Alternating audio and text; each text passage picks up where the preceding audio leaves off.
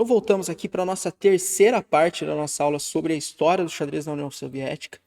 E como eu mencionei no finzinho da aula passada, hoje nós vamos falar sobre o surgimento dos mestres russos. Recapitulando, nós tivemos no finzinho do reinado da Catarina Grande uma explosão do xadrez, né? Ela foi uma aficionada pelo xadrez. Logo ali, nos últimos 3 anos, mais ou menos, de reinado dela, nós temos a publicação do livro Os Costumes do Xadrez, escrito pelo norte-americano Benjamin Franklin, e é a primeira publicação de xadrez na Rússia. Né? Então, a primeira publicação de xadrez é um livro norte-americano, e a partir dali muitas famílias passam a jogar xadrez. Nós vimos ali o nosso autor, o maior poeta russo, que ele era um aficionado por xadrez, tinha livros e revistas de xadrez. Inclusive, ele agradece a mulher quando a esposa menciona, né, que está aprendendo a jogar xadrez. Então, a partir do fim do reinado da Catarina, nós começamos a ter uma explosão do xadrez. E um pouquinho mais para frente, nós passamos a ter então o surgimento dos mestres russos de xadrez. Né? Então, ali no início do século XIX, nós começamos a observar os primeiros mestres russos de xadrez surgindo. O mais influente deles desse período é o Alexander Petrov. Ele é tão importante que ele dá nome para uma jogada do xadrez. Tá? Quando vocês ouvirem falar a abertura é uma jogada das brancas, ok? Defesa é uma jogada das pretas. Então nós temos uma defesa, então uma jogada das peças pretas, chamada defesa Petrov ou defesa russa. Tá? Uma defesa bem popular. Muitos dizem que ela é empatativa, né? Eu já usei ela em alguns torneios, tive sucesso com ela, mas só para a gente observar a importância do Petrov para o xadrez. Né? Existe uma jogada, uma defesa do xadrez que leva o nome dele. O Petrov ele nasce em 1794 e morre em 1867. Né? E é aí, então, conhecido aí, né, o inventor da defesa Petrov. Né? O Petrov ele escreveu um dos primeiros manuais de xadrez em russo. Então, nós temos com Benjamin Franklin a primeira publicação de xadrez na Rússia, e nós temos com Petrov um dos primeiros manuais de xadrez escrito em russo.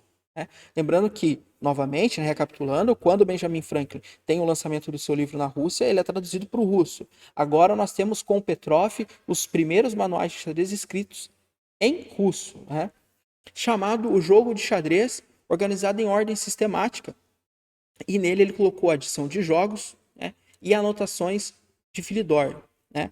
O Philidor também é um jogador de xadrez das antigas, ali, francês, né? E nós temos várias... O Philidor ele trouxe muitas inovações para o xadrez.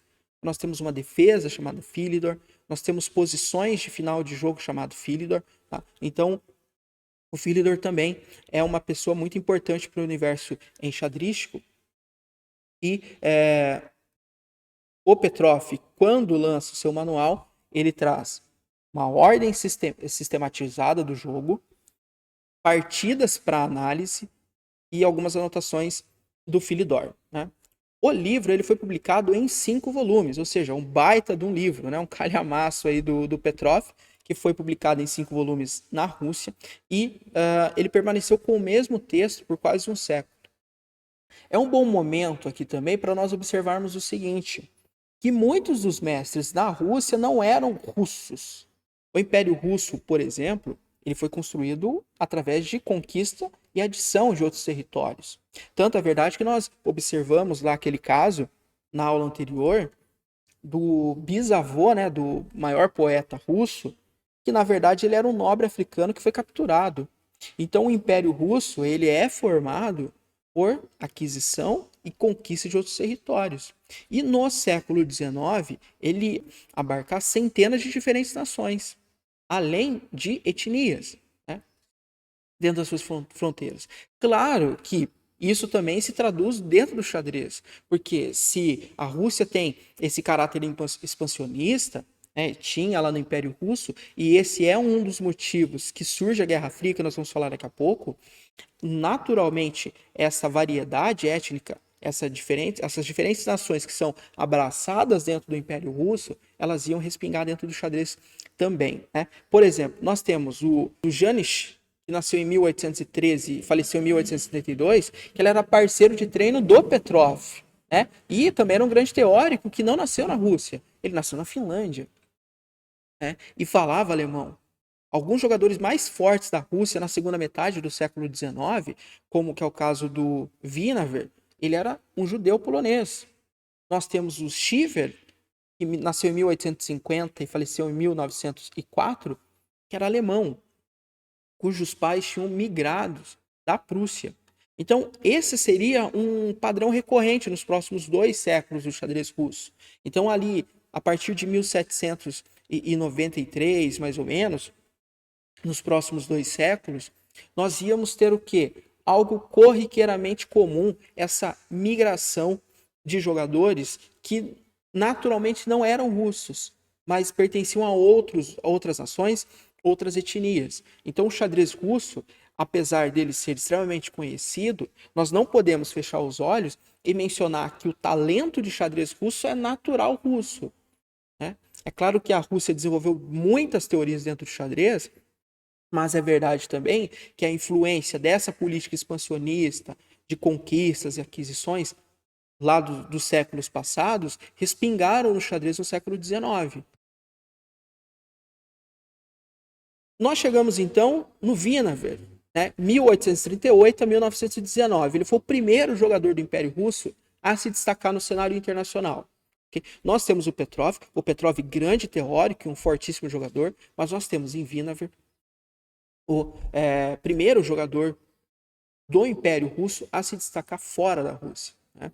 O seu resultado no primeiro torneio internacional que ele jogou foi sensacional, foi espetacular. Ele foi segundo lugar no primeiro torneio internacional que ele jogou, com 19 pontos em 24 possíveis. E ele ficou à frente do Stenzer. Quem que foi Stenzer? O Stenzer é o primeiro campeão mundial de xadrez. Ou seja, o Vinaver, no primeiro torneio dele, ele já fica à frente do campeão mundial de xadrez, né?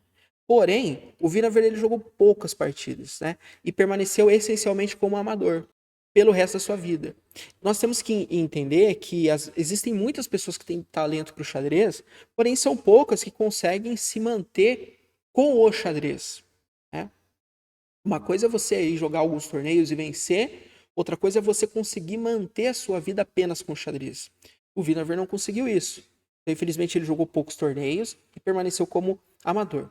No entanto, ele fez uma grande contribuição para a teoria do xadrez, que é uma das variantes da defesa francesa. Como eu mencionei, as defesas são jogadas pelas peças pretas, então existe uma jogada das peças pretas, chamada defesa francesa, e existe uma variação da defesa francesa, chamada variante Vinaver. A honra de se tornar o primeiro russo a ser um desafiante do campeão mundial foi do Chigorin.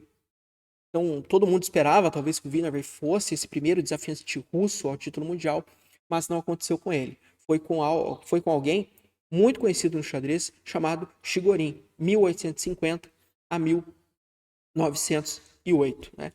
O Chigorin era 12 anos mais novo que o Vinaver, né? E foi, então, o primeiro desafiante russo ao título mundial. Os destaques da carreira do Chigorin, eles incluem, por exemplo, 4 matches. Tá? Matches, para quem não é do xadrez, é uma sequência de partidas.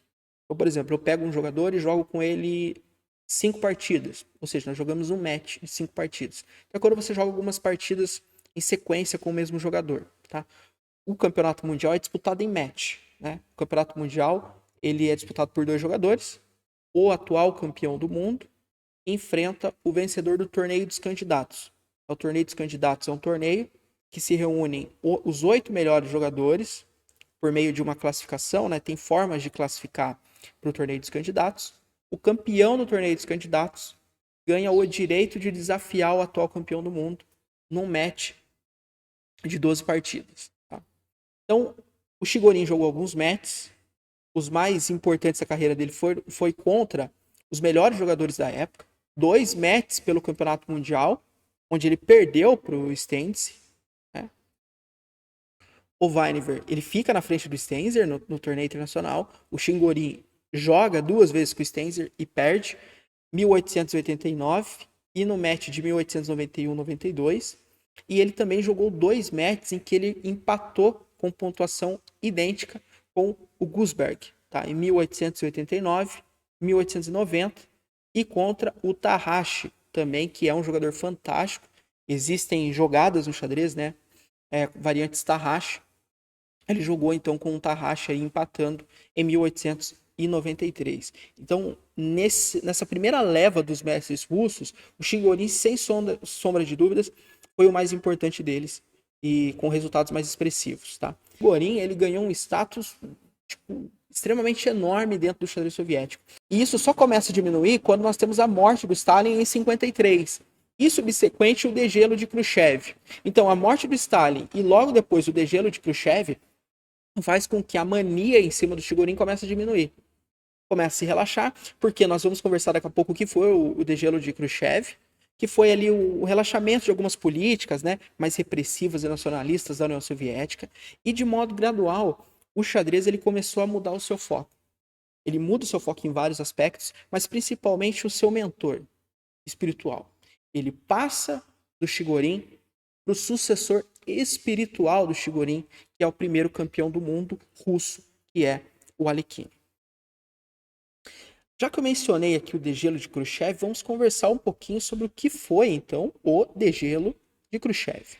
Inicialmente, antes de falar do degelo de Khrushchev, nós temos que falar de um episódio importante dentro da história que motiva o curso.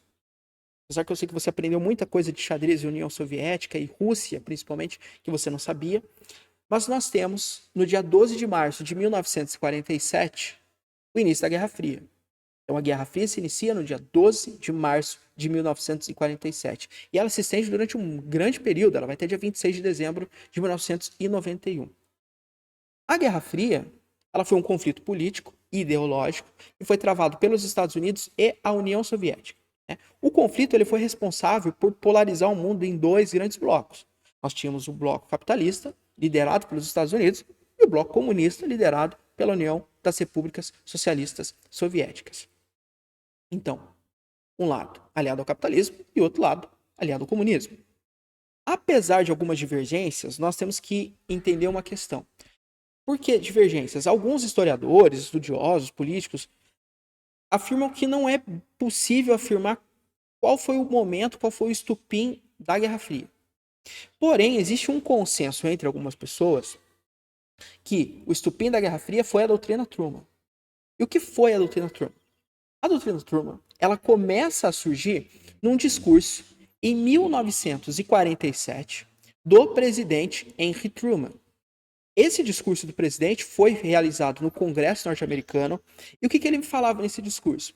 Ele basicamente pedia verbas, ele pedia que o Congresso liberasse verbas para o governo americano para que eles pudessem combater o avanço do comunismo na Europa.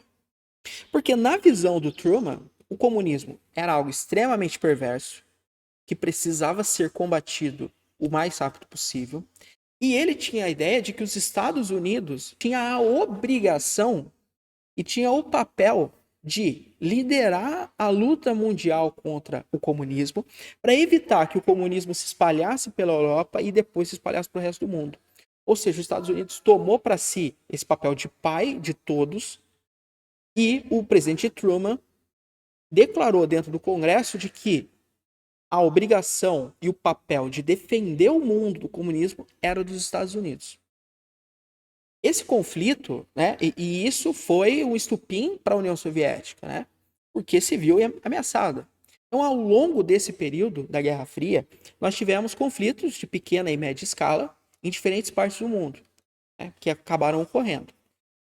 Com o envolvimento dos Estados Unidos e da União Soviética, porém, era um envolvimento indireto. Não enviavam tropas para lá. É claro que um ou outro conflito aí é questionável, né, que eles acabaram se envolvendo, mas a maioria das participações deles nesses conflitos eram de modo indireto. De que modo era realizado isso? Primeiro, financiamento. Eles realizavam financiamento de muitas guerras, tanto dos Estados Unidos quanto a União Soviética. Então, nós temos que observar isso, né? O pai de que vai libertar o mundo do comunismo financiou muitas guerras. Os Estados Unidos financiou muitas guerras, como a própria União Soviética financiou muitas guerras, financiou muitos conflitos. Disponibilizavam armamento para essas guerras. Então, se eles não incentivassem a guerra, eles ajudavam com o armamento, como fazem ainda hoje em muitos conflitos que estão rolando pelo mundo. E eles forneciam treinamento militar. Então, era dessa forma que eles se envolviam nos conflitos. Nunca teve um conflito aberto, isso é verdade, entre os americanos e soviéticos. Até porque a ideia é que se tivesse um conflito aberto entre a União Soviética e os Estados Unidos, o negócio ia ser louco, como o pessoal diz, né? Ia ser bem complicado, porque nós sabemos o potencial bélico dessas duas nações. Né? Então, esses conflitos diretos, eles acabaram acontecendo em outros campos. Dentro do esporte, a corrida espacial foi um grande conflito, um grande conflito aberto entre eles, né? Para ver quem chegava ao espaço primeiro e depois quem chegava à Lua primeiro, né? A União Soviética ela chega ao espaço primeiro com o primeiro satélite, o Sputnik 1. Depois os Estados Unidos dá o troco. Depois começa uma corrida alucinante para ver quem que coloca o primeiro homem no espaço. Yuri Gagarin da Rússia, da União Soviética, chega ao espaço primeiro. Porém, lá em 69, os Estados Unidos chegam na Lua, né? Dando fim, a princípio, à corrida espacial. Então esse foi talvez o principal conflito aberto entre eles. Né? Mas não foi um conflito bélico. Mas o outro conflito que teve foi dentro do xadrez. 1972, Matt, Boris Spassky e Bob Fischer. Então, foi dentro do esporte e dentro da ciência, da corrida espacial, que esse conflito é direto. Porque quando nós vamos falar de conflitos bélicos e guerras, eles nunca teve isso. Eles apenas financiavam esses conflitos, injetavam dinheiro, injetavam treinamento militar e armamento, mas nunca se pegaram de fato. Agora que nós já fizemos esse adentro na Guerra Fria, nós podemos falar do degelo de Khrushchev, que é também chamado de degelo da União Soviética. Esse degelo ele se refere ao período de 1956 até 1964. O que aconteceu nesse período?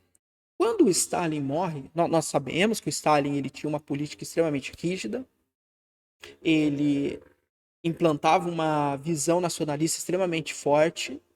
Então, quando ele morre, começa a ter um relaxamento das censuras políticas. Nós começamos a ter um período que a União Soviética passa a chamar, e a história passa a chamar, de desestalinização. Porque estava tudo stalinizado com o Stalin, agora ele morre, é preciso fazer a desestalinização. E isso começou a ser implantado pelo novo líder soviético, que foi o Nikita Khrushchev. Então o Stalin morre, o Khrushchev assume e começa a dar uma relaxada nessas políticas.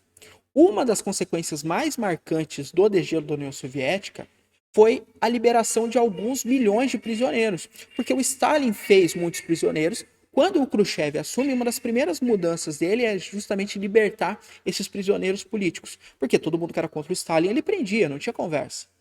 Então, quando o Khrushchev assume, é importante, então, para você dar essa relaxada, tocar nesse ponto sensível, que é a liberação desses prisioneiros políticos, que foram detidos em campos de trabalho do sistema Gulag, tá? Que estavam normalmente instalados nas regiões frias e inóspitas da Rússia, lá para a Sibéria, por exemplo. Então, quando alguém fala, vou prender você na Sibéria ou as prisões da Sibéria, realmente é verdade. Porque o Stalin prendeu muitos políticos lá. E o Khrushchev, quando assume, faz a liberação desses milhões de prisioneiros que estão lá na Sibéria.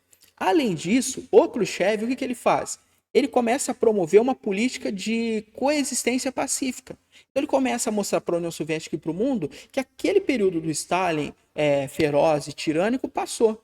Então ele relaxa e começa então a promover essa política de coexistência pacífica com as grandes potências do Ocidente. O degelo ele só foi possível após a morte do Stalin, porque era impossível pensar nesse tipo de medida com o Stalin vivo.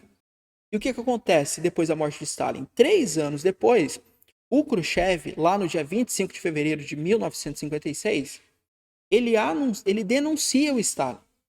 Jefferson, mas o Stalin está morto. O Stalin está morto. Mas o Khrushchev, 3 anos depois, ele denuncia o Stalin no episódio que ficou conhecido como o discurso secreto. E o que tinha nesse discurso? O discurso secreto, o discurso de Khrushchev, ele reafirmava a sua crença nas ideias comunistas, invocando as ideias do Lenin, não do Stalin. Porque o Khrushchev tinha o Lenin como referência de comunista, e não o Stalin. E o que ele faz? Ao mesmo tempo, ele passa a realizar críticas ao regime do seu antecessor, particularmente pelos brutais expurgos de militares do alto escalão que aconteceu no governo do Stalin. Os chamados grandes expurgos, né, que os expurgos eles foram ali violentas campanhas de repressão política que aconteceram na União Soviética, na Mongólia e em Xinjiang, que ocorreu entre os anos de 1936 e 1938, que foi feito pelo secretário-geral do Partido Comunista na União Soviética, que foi o Stalin. E, além disso, o Khrushchev, dentro do discurso, ele passa a bater no culto ao Stalin. Tá? Então, se nós tivéssemos que mencionar uma estrutura desse discurso, inicialmente ele realiza o quê? Uma denúncia ao culto do Stalin. Dizendo que Stalin não é Deus, ele não precisa ser cultuado, que nem era realizado. O segundo ponto do discurso são menções aos textos clássicos do marxismo de Lenin. O terceiro ponto do discurso é referência à manifestação de culto a personalidade de Stalin através da arte. Então ele começa a atacar músicas que foram feitas em culto ao Stalin, pinturas, nomes de cidades e etc. Khrushchev realiza menções também do testamento de Lenin e de escritos de outros comunistas que ele seguia, nos quais ele tece críticas ao Stalin. Antes de Stalin, nós temos que entender, existia uma disputa ideológica com outro movimento, que era o movimento do Trotsky. Porém, essa disputa era puramente intelectual. Quando o Stalin assume o comando na União Soviética, ele começa a introduzir a ideia de inimigo do povo. Ou seja, todos que não seguem a nossa ideologia são inimigos do povo. E por isso eles precisam ser exterminados. Então, o Khrushchev, quando realiza o discurso, ele começa a atacar essa questão. Porque ele menciona, olha, antes do Stalin, nós tínhamos diferenças na ideia comunista. Porém, essas divergências elas ficavam puramente no campo intelectual. Nunca precisou sair na mão, que nem o Stalin pregou. E isso é prejudicial para o povo russo. Além disso, nós temos dentro do discurso também a violação por parte do Stalin de normas acerca da liderança coletiva, a repressão contra os velhos bolcheviques e os delegados da União Soviética também, porque 1.108 delegados foram acusados de ser contra-revolucionários e 848 deles foram executados pelo Stalin. Além disso, nós temos 138, ou melhor, tínhamos 139 membros e candidatos ao Comitê Central. E desses números de 139 membros do Comitê Central, 98 foram declarados inimigos do povo, justamente por ter ideias contrárias ao Stalin. Além disso, o discurso tece exemplos de repressão stalinista, fala sobre a criação de provas falsas para acusar os inimigos, o exagero do seu papel durante a Guerra Patriótica, que foi um conflito entre a União Soviética e a Alemanha nazista durante a Segunda Guerra, e também começa a tecer ataques sobre a deportação das nacionalidades. E eu vou ler para vocês agora aqui um trecho do discurso do Khrushchev. Stalin descartou o método leninista de convencer e educar. Ele abandonou o método de luta ideológica em favor da violência, repressão em massa e terror. É claro que Stalin mostrou em toda uma série de casos sua intolerância, sua brutalidade e seu abuso de poder. Em vez de provar sua correção política e mobilizar as massas, muitas vezes ele escolheu o caminho da repressão e da aniquilação física. Não só contra os inimigos reais, mas também contra as pessoas que não tinham cometido qualquer crime contra o partido e contra o governo soviético. Aqui vemos nenhuma sabedoria, mas apenas uma demonstração de força bruta que outrora então alarmou Lenin. Então esse foi um dos trechos do discurso do Khrushchev. Então o degelo de Khrushchev, ele permitiu a liberação relativa da informação nos meios de comunicação estatal, nas artes e na cultura. Ou seja, o que antes não chegava na imprensa agora começou a chegar. Assim, a União Soviética ela começou lentamente, de modo parcial, se abrir ao mundo através de festivais internacionais e pela autorização da exibição de filmes estrangeiros na União Soviética, indo contra a censura que o Stalin tinha colocado. Então, nem filme estrangeiro podia passar na União Soviética. Então, com o degelo, começou a ser possível. Além disso, livros nacionais e estrangeiros puderam ser publicados e comercializados, livros esses que tinham sido proibidos no regime de Stalin. O relaxamento da censura também, experimentado durante esse período, permitiu que novas formas de entretenimento começassem a surgir. A televisão soviética ganhou muito espaço, começou a passar desfiles, celebrações em massa, músicas populares, espetáculos de variedade, até sátiras e comédias começaram a passar tanto nas TVs soviéticas quanto nos cinemas. Chegamos agora então à Escola Soviética de Xadrez, que é um episódio extremamente importante. É um divisor de águas para a história do xadrez soviético, que ia moldar outras nações do mundo, inclusive a nação norte-americana. Então, um torneio de xadrez muito importante que aconteceu em 1925 foi a competição internacional de xadrez realizada na cidade de Moscou, na União Soviética, dia 10 de novembro e 7 de dezembro de 1925, no Hotel Metropol. Tá? Foram convidados 10 jogadores estrangeiros, incluindo o atual campeão do mundo, o Capablanca, que é considerado por muitos um dos melhores jogadores de xadrez de todos os tempos. Né? E o seu antecessor, que foi o Emanuel Lasker, que também foi campeão do mundo. Né? O evento ele despertou um interesse local do esporte. Isso foi muito interessante e importante para a época, por quê?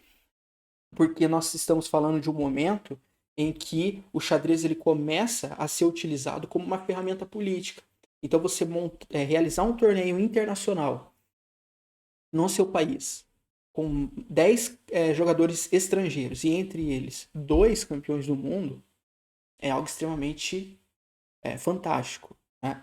E algo que desperta o interesse local pelo esporte. Com centenas de pessoas ali que acompanharam, né, a competição, que teve algumas partes registradas em um filme muito famoso, tá? Que tá na tela aí. Eu, infelizmente, não consigo pronunciar esse nome em russo, ok? Quem venceu esse torneio foi um soviético, tá? Ele venceu com 1,5 ponto de vantagem para o segundo colocado, que foi o ex-campeão mundial Lasker. E esse ano, então, de 1925, ele marcou uma constante popularização do xadrez na União Soviética com o patrocínio do Estado, porque foi um torneio que foi organizado pelo Estado, foi um torneio organizado pela própria União Soviética. Né? Então, esse torneio popularizou o esporte na União Soviética, um torneio com patrocínio estatal, e a partir desse momento a União Soviética começa a investir no xadrez. E, inclusive, começa a tomar conta da direção da Federação Soviética de Xadrez. Okay? E quem que fez isso? O Krylenko, ele nasceu em 1885 e faleceu em 1938. Ele foi um bolchevique, né, e político soviético. Ele exerceu vários cargos no aparato estatal soviético. Né? Chegou a ser, então, comissário do povo para a justiça da União Soviética e também foi procurador-geral da República Socialista. Okay? Ele também, além disso, né, ele foi um importante dirigente esportivo e foi responsável pela promoção do apoio estatal do xadrez na União Soviética. Ele tem uma carreira jurídica. Né? Entre maio de 1918 e 1922, o Krylenko ele foi presidente do Tribunal Revolucionário, do Comitê Executivo Central de toda a Rússia, e de modo simultâneo ele foi membro do Colégio de Promotores do Tribunal Revolucionário. Em 1923, ele atuou como promotor em diversos julgamentos, entre eles um julgamento que ficou muito conhecido, que foi o julgamento contra a hierarquia da Igreja Católica em Petrogrado. E os réus incluíam um arcebispo e um monsenhor, além de um beato. Né? Para quem não é católico, beato é uma pessoa que tem virtudes heróicas, né? E ela está próxima de ser considerada santa pela Igreja Católica. Né? De acordo com um correspondente do jornal New York Herald, esteve acompanhando o julgamento, né, da hierarquia da Igreja Católica. E ele escreveu o seguinte no jornal: Krylenko e começou a falar às 18 horas e 10 minutos, foi bastante moderado no início, mas rapidamente passou a atacar a religião em geral e principalmente a Igreja Católica em particular. A Igreja Católica, declarou ele, sempre explorou as classes trabalhadoras. Quando exigiu a morte do arcebispo, afirmou: toda duplicidade jesuíta com a qual você se defendeu não o salvará da pena de morte. Nem o Papa, nem o Vaticano podem salvá-lo agora. Em seu longo discurso, o promotor vermelho labutou em uma fúria de ódio antirreligioso. Sua religião, ele gritou, eu cuspo nela, como faço em todas as religiões, ortodoxa, judia, muçulmana e o resto. Não há mais lei aqui do que a lei soviética. Gritou ele e em outras ocasiões mencionou, e por essa lei você deve morrer. Então, com isso nós temos aqui uma visão de como era o Krylenko. Aqui nós podemos observar muita intolerância religiosa, aqui no caso contra a Igreja Católica, mas ele é bem enfático nas palavras, né, no seu discurso, né, porque ele ataca não só a Igreja Católica, mas ele ataca a Igreja Ortodoxa, a judia, os muçulmanos e todas as outras religiões, e determinou ali que não existe outra lei a não ser a lei soviética e que a fé em Deus não salvaria eles da morte, né? Então nós podemos ver alguém totalmente intolerante contra outras religiões e que tomava, né, decisões de modo bem parcial. O direito ele preza que o juiz precisa ser imparcial, né? Mas nós verificamos que o Krylenko ele passava muito longe dessa imparcialidade, né? Tanto o arcebispo Sieplak quanto o Monsenhor eles foram condenados à morte e outros 15 réus foram condenados a longas penas no campo de trabalho de Solovik. Tá? Deixando esse lado jurista do Krylenko, nós chegamos na parte de dirigente esportivo. Porque na década de 1930, o Krylenko ele chefia todas as associações soviéticas de xadrez, dama e alpinismo. Ele concentra nele o poder dessas associações. Ele usou as suas posições para cumprir uma linha stalinista, né, de politização de todas as áreas da vida pública, o que incluiu um massivo apoio estatal ao xadrez. E aí nós temos aqui uma frase, um trecho. Devemos, de uma vez por todas, acabar com a neutralidade do xadrez. Devemos condenar de uma vez por todas a fórmula do xadrez pelo xadrez, assim como a fórmula da arte pela arte. Devemos organizar grupos de jogadores e começar a realizar imediatamente um plano quinzenal para o xadrez. Frase do Krylenko. Então, o Krylenko ele condenava a arte pela arte, como o xadrez pelo xadrez. Então ele passou a encontrar no xadrez, a verificar no xadrez, um mecanismo de manipulação e principalmente uma ferramenta de governo. De acordo com o grande mestre britânico Daniel King, o Daniel King dentro do xadrez ele é muito conhecido por elaborar muitos cursos e principalmente realizar comentários de torneios conhecidos. Ele menciona que o trabalho do Krylenko promovendo o xadrez foi uma expansão do seu papel nas campanhas antirreligiosas soviéticas. Palavras do Daniel King. Os motivos dos bolcheviques para promover o xadrez eram ideológicos e políticos. Eles esperavam que esse jogo lógico e racional pudesse afastar as massas da crença na Igreja Ortodoxa Russa, mas também queria provar a superioridade intelectual do povo soviético sobre as nações capitalistas. Então, perceba que eles passam aqui, então, principalmente o Krylenko, a tratar o xadrez não como uma diversão ou um hobby. Existe um interesse por trás, um interesse político, um interesse ideológico, que é fazer com que as pessoas parassem de ter suas crenças religiosas, principalmente na Igreja Ortodoxa Russa. Além disso, provar a superioridade do povo soviético sobre as nações capitalistas, em especial os norte-americanos. O Krylenko ele deu origem então a uma ampla expansão do xadrez na União Soviética, organizando torneios, difundindo a criação de associações e patrocinando o ensino do jogo por todo o país. O xadrez, nesse momento, ele passa a ser disciplina obrigatória dentro das escolas soviéticas. Em 1935, o Krylenko convidou o ex-campeão mundial de xadrez, o Emanuel Lasker, para se mudar para a União Soviética, onde ele se estabeleceu até 1937. O resultado dessa política foi um amplo domínio soviético no cenário mundial do esporte. Tudo isso originou gênios do xadrez como o Mikhail Botvinnik, Smilov, Mikhail Tal, Tigran Petrosian, o Boris Spassky, Anatoly Karpov e o Garry Kasparov. Nós estamos falando de 7.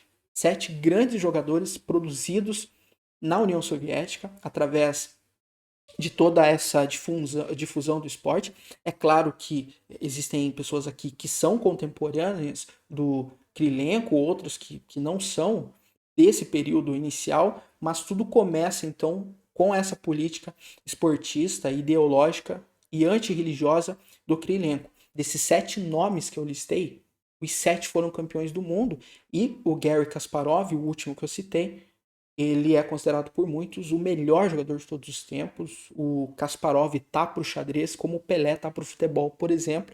Existe uma grande discussão se é o Fischer o melhor, se é o Kasparov, mas muitas pessoas consideram o Kasparov o melhor jogador de xadrez de todos os tempos, inclusive esse que vos fala, ok? Nos anos seguintes, a União Soviética ela construiu um sistema de ponta que a tornaria uma potência do xadrez nas próximas décadas. Era uma pirâmide gigante com milhões de jogadores de xadrez ativos no fundo.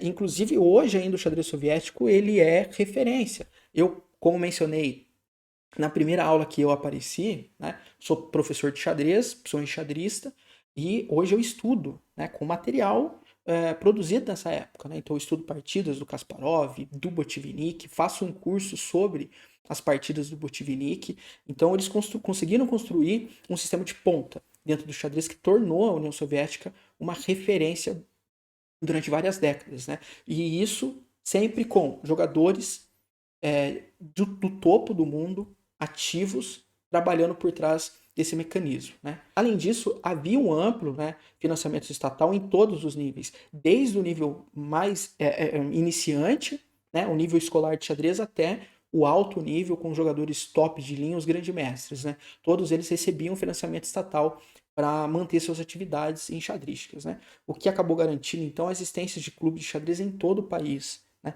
Em cada cidade russa, por exemplo, você tinha um clube de xadrez que era financiado ali pelo Estado. Então, desde Moscou até pequenas aldeias na Sibéria tinham grupos e clubes de xadrez, em divisões do exército e até mesmo dentro das fábricas. Ou seja, a União Soviética, nesse momento, passou a respirar xadrez em todas as suas áreas, em todos os seus níveis. Se o primeiro torneio internacional de xadrez, em 1925, em Moscou, foi fortemente dominado pelos mestres estrangeiros, é porque a União Soviética estava caminhando ainda.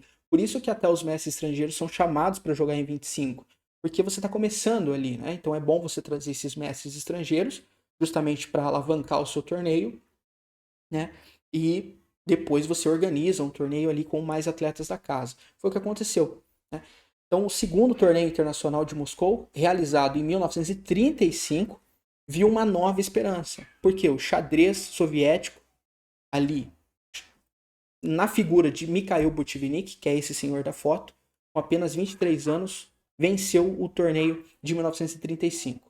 Naquela época, o Botvinnik ele já era líder indiscutível do xadrez soviético. Com 23 anos, ele já jogava um xadrez absurdo. Um xadrez absurdo. Sou muito fã do xadrez do Botvinnik, né? Um xadrez um pouco mais científico, podemos dizer assim. E ele dominou ali durante 10, 15 anos o xadrez da União Soviética. Né? Então ele se estabeleceu como o principal desafiante do campeonato mundial. Nós tínhamos na época, então, o Alekhine como campeão do mundo, e eu já expliquei para vocês como funciona. Tem o torneio dos candidatos, o campeão do torneio dos candidatos desafia o campeão do mundo, mas algo acontece. O Botvinnik estava muito esperançoso para poder vencer o torneio dos candidatos e jogar o campeonato mundial contra o Alekhine, mas o Alekhine morre. O Alekhine morre em 1946 e é realizado então um torneio com os principais jogadores do mundo para decidir quem assume então a coroa vaga do título mundial de xadrez. Porque o Alekhine morre, o trono do xadrez mundial fica sem o seu campeão fica sem seu rei, e é realizado então um torneio internacional para decidir quem que ocupa a cadeira vaga de campeão do mundo, né? Mas aí, apesar do sonho não ter sido realizado ali, em 48, né, o Botvinnik vence então o campeonato mundial e ficaria ali durante um bom tempo como sendo o melhor jogador de xadrez do mundo, né? O Botvinnik ele perde o título mundial em 2 oportunidades. Em 57 ele perde para o Smyslov, depois ele desafia o Smyslov e retoma a coroa de campeão do mundo. E em 1960 ele perde o título mundial de xadrez para o Mikhail Tal. O Smyslov é o senhor de óculos na foto, e o Mikhail Tal, logicamente, é o que está sem óculos, né? Nas duas, ele perde, ele consegue conquistar de volta a coroa. Inclusive tem um fato interessante, que o Mikhail Tal, que é o rapaz sem óculos na foto, ele é considerado um dos jogadores mais artísticos do xadrez. Ele jogava um xadrez extremamente agressivo. E quando ele perde o título mundial para o Botvinnik, ele menciona: agora vocês podem, o mundo pode voltar a jogar o seu xadrez posicional e chato novamente, né? Então foi uma frase bem emblemática do Mikhail Tal.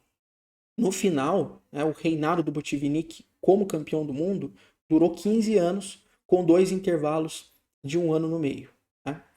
A vitória de Botvinnik ele deu início à era de ouro do xadrez soviética. Lembramos aqui que o seguinte, que quando nós temos o degelo da União Soviética, o Kirilenko não está liderando mais ali as questões. Porém, o que acontece? Esse start do xadrez continua. E mesmo dentro do degelo, a União Soviética continua investindo pesado de modo massivo dentro do xadrez. E em 60 anos, nós tivemos apenas 3 anos em que a coroa de campeão do mundo não ficou na União Soviética barra Rússia. Okay? Hoje, desde o Klamnik, né? O Klamnik, salvo engano, vence em 2008, mas desde então nós não temos nenhum russo como campeão do mundo. Aí essa coroa de campeão do mundo já vagou ali por 2 países, né? Índia e Noruega, né? Hoje, atualmente, em 2023, essa coroa está na China, com o Dig Liren, né? Depois ali do Klamnik nós tivemos o Vishanand, né? Na Índia, que ficou um bom tempo como campeão do mundo. Depois essa coroa foi para o Magnus Carlsen, na Noruega. E agora o atual campeão do mundo é o Ding Liren da China, né? Mas durante o período ali de ouro da União Soviética, dentro do xadrez, durante 60 anos, apenas 3 anos a coroa de campeão do mundo não esteve nas mãos da União Soviética. Vamos falar agora de um pouquinho, né, de um jogador extremamente fenomenal que ficou durante um curtíssimo período como campeão do mundo, porém conseguiu arrebatar uma legião de fãs. Existem jogadores de xadrez atualmente que são simplesmente apaixonados pela forma de jogar desse rapaz aí chamado Mikhail Tal, o Mago de Riga, tá? Inicialmente, quem foi, né, o Mago de Riga? O 8º campeão do mundo, ele passou menos de 1 ano no trono. É um dos reinados mais curtos da história do xadrez mundial. Porém, ainda assim, ele continua sendo uma das personalidades mais queridas e amadas do mundo do xadrez. Tá? A ascensão do Mikhail Tal foi extraordinária. Ele ganhou o título de grande mestre ao vencer um campeonato soviético aos 20 anos de idade. E depois ele conquistou novamente o título de campeão soviético 1 ano depois. Essa vitória o classificou para jogar o Interzonal de 1958. O que é o Interzonal? O Interzonal era um torneio que era realizado em algumas regiões do mundo, e o campeão desse torneio disputava o torneio dos candidatos, né? Hoje nós não temos mais, né, esses interzonais e tudo mais. Tem um interzonal muito famoso, que é o Interzonal de Petrópolis, que o Mequinho ganhou. O Mequinho brasileiro, o melhor jogador de xadrez brasileiro de todos os tempos, né? Então o Interzonal era uma série de torneios classificatórios que tinha pelo mundo, e os campeões depois se reuniam ali para disputar o torneio dos candidatos e a vaga para disputar o tão sonhado título mundial. Esse Interzonal de 58, o Mikhail Tal vence e se classifica para disputar o torneio dos candidatos do ano seguinte, de 59. Ele também ganhou. E aí, em 60, ele vence o Mikhail Botvinnik, o patriarca, né, Botvinnik, um dos idealizadores ali da escola soviética de xadrez, né, o principal nome dela, provavelmente, né, e ele vence, então, o Mikhail Tal bate o Botvinnik em 1960, e assim ele se torna, na época, o campeão mundial de xadrez mais jovem da história. E o mais importante é que o Mikhail Tal, ele vence o Botvinnik, ele se torna campeão do mundo jogando um xadrez diferente, um novo estilo de xadrez que parecia desafiar toda a lógica. O Mikhail Tal, ele tem uma frase muito conhecida dentro do xadrez que é assim, que você precisa conduzir o seu adversário para uma floresta, onde 2 mais 2 é igual a 5. E só você que conduziu o adversário para lá sabe o porquê que 2 mais 2 é 5. Ou seja, um estilo de xadrez que desafia toda a lógica do xadrez. Né? Vez por vez, o seu incrível dom de combinação do xadrez provou ser demais para os seus oponentes.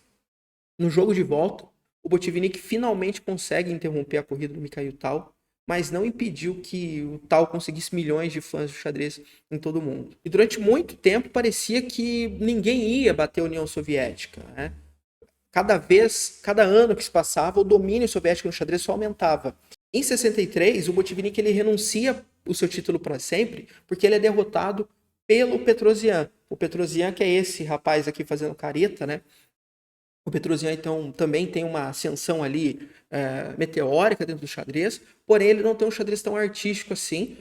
O Petrosian era conhecido como Tigre de Ferro, ele ganhava poucas partidas, é verdade, mas também perdia muito pouco. Ele, dos campeões mundiais, ele é um dos campeões mundiais que é menos populares, justamente pelo seu estilo de jogo muito defensivo, né? Mas quando ele bate o Botvinnik em 63, né, o Botvinnik que tinha acabado de tirar a coroa do Mikhail Tal, o Botvinnik, então, não usa o seu direito de revanches, né? Porque como que funcionava? Às vezes nós tínhamos o torneio dos candidatos ali e tal, mas quase sempre quem perdia o título mundial tinha o direito da revanche.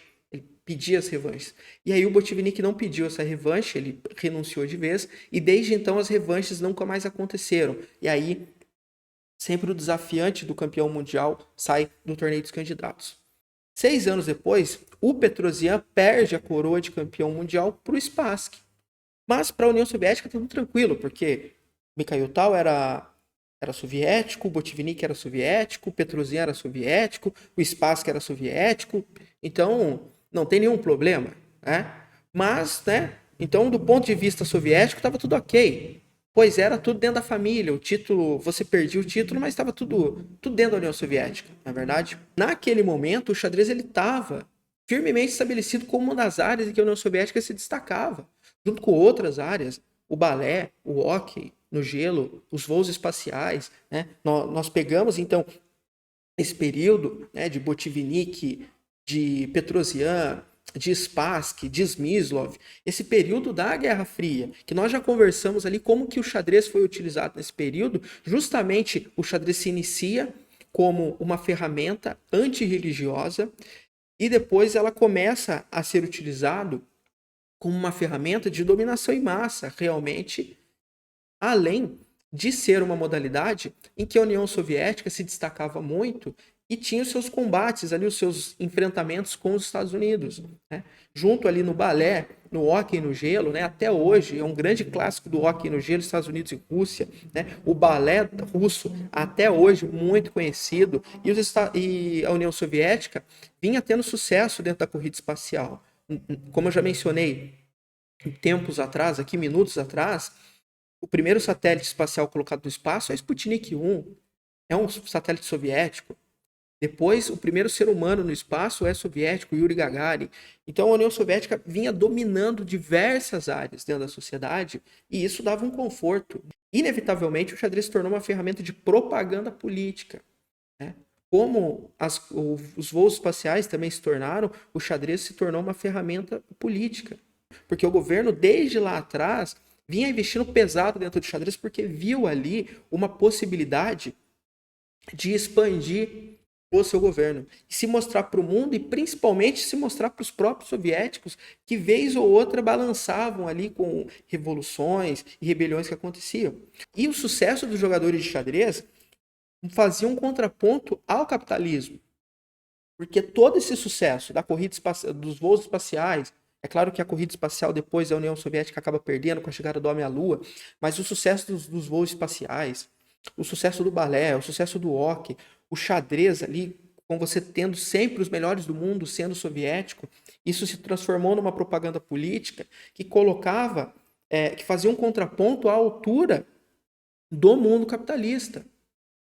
Porque todo mundo começava a olhar para a União Soviética e o regime comunista como algo extremamente vantajoso. Porque você olhava para os países capitalistas e não conseguia observar o sucesso que a União Soviética tinha sendo comunista.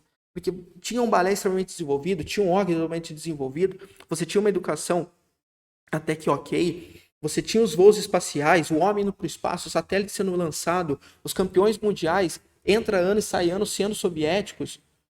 Isso era uma propaganda perfeita para o governo. Com tantas coisas em jogo, pode-se imaginar o choque e o horror que aconteceu em 1972, quando o Spassky soviético disputa um match pelo campeonato mundial e perde para Robert James Fischer, o Bob Fischer, um americano que naquele momento era o americano de todas as nações. Todas as nações que não eram comunistas, todas as nações capitalistas, em 1972, quando o Fischer senta pela primeira vez à frente de Spassky para disputar o campeonato mundial, todas as nações capitalistas eram americanas naquele momento. Todas só tinham um olhar por Fischer, onde o Fischer poderia ser a salvação naquele momento, para derrotar de uma vez por todas, uma das principais ferramentas políticas do governo soviético, que era o xadrez. Quando Fischer vence o Spassky, não poderia haver naquele momento um duro golpe no sistema soviético como aconteceu. Então essa foi a história do xadrez dentro da União Soviética. Nós começamos lá falando da história do xadrez no Império Russo, depois entramos de fato na União Soviética, né? E agora nós chegamos quase no fim da Guerra Fria. Então nós passamos por séculos de história, pegar esse momento. Então a nossa próxima aula vai ser conhecendo um pouquinho sobre o Bob Fischer, o cara que tirou a hegemonia soviética dentro do xadrez, um pouquinho da sua história, o que aconteceu com ele depois do match de 72. Vou falar um pouquinho de como aconteceu esse match, né, pelo Campeonato Mundial de 72, e aí para nós podermos encerrar o nosso curso. Então espero você na nossa última aula do nosso curso sobre o xadrez e geopolítica, a Guerra Fria em preto e branco, principalmente para estudar aqui a história do xadrez soviético. Muito obrigado por você que ficou comigo até agora e espero você na nossa próxima e última aula. Até mais!